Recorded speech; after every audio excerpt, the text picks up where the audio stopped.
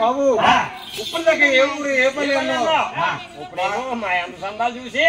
మీ తల్లి గారేమో మా తోబుట్టు మీ నాన్నగారేమో మా బావగారు మీరేమో మా మేనల్ని అంటాం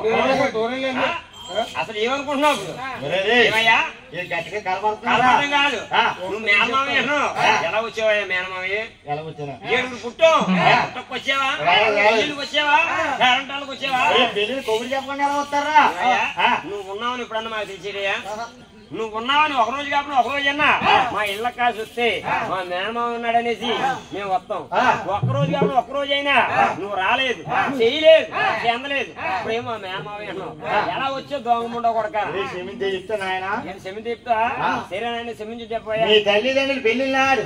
పెళ్లి పేజీలు వచ్చి వచ్చి కాదు పోయిన వచ్చింది కట్నాలు కయ్యాలు కూడా జరిగాయి మీ నాన్నగారు కూడా చాలా ముక్కోపి ముచ్చాల మేనాలు పంపించి ఊటి మేనాలు పంపించేవారు ఆనాడికి ఈనాడికి ఆయన ఏమంటే ఆయన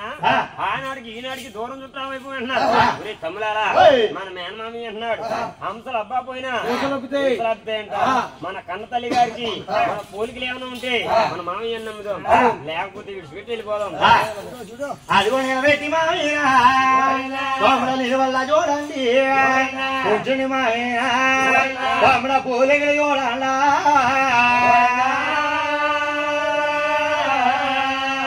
తమ్ముడు మడాలు ఎలా ఉన్నాయిరా మడాలు మావటెంగల్లా ఉన్నాయిరా మన కన్నతల్లి పేరమ్మ గారికి హరికాలు తామరబద్దు ఉంటారు చూడరా ఏముందిరా తామరబద్దుందా ఒరే తమ్ముడు మన కన్నతల్లి పేరమ్మదేవి గారికి ఏళ్ళు కూడా పొడవుగా ఉంటాయి మరి ఇతనికి ఏళ్ళు ఎలా ఉన్నాయి చూడరా ఎలా ఉన్నాయా మూడు పెక్కలు చెలకాయలు ఉన్నాయి 3 పెక్కలు చెలకాయలు ఉన్నాయి తమ్ములారా మన కన్నతల్లి పేరమ్మదేవి గారి పక్కలో పుట్టుమచ్చ ఉంటారు మరి పుట్టుమచ్చ ఉందో లేదు చూడండి ఏముందా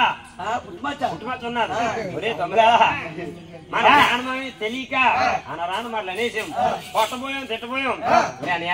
మరి మేము కోపం పడతాడేమో రే ఈ సన్నాసి గోళ పడండి రా